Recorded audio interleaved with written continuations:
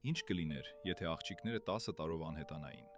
Հանգիստ կիրակի առավոտ, տղամարդը արթնանում է, ձգվում հեռախոսին,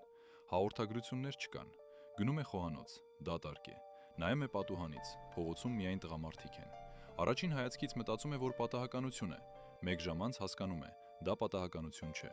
Առաջին օրերն անցնում են շփոթության մեջ, ենթակառուցվածքը դիմանում է, գործարանները աշխատում են, լույսը կա, տրանսպորտն աշխատում է։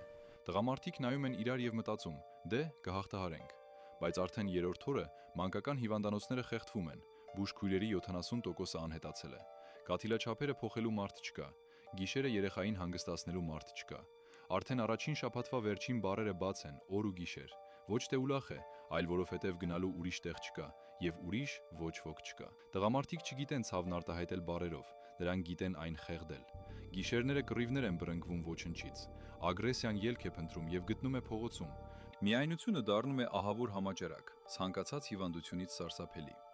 Առաջին տարվա վերջին քաղաքները գործում են, բայց ներսից դատարկություն կա։ Ամեն ինչ աշխատում է, բայց ոչ ոք չգիտի ինչու։ 10 տարի անց կանայք վերադառնում են, եւ առաջին բանը, ինչ անում են տղամարդիկ, գրկախառնվում են, լուռ, որովհետև բառերը չեն հերիքում։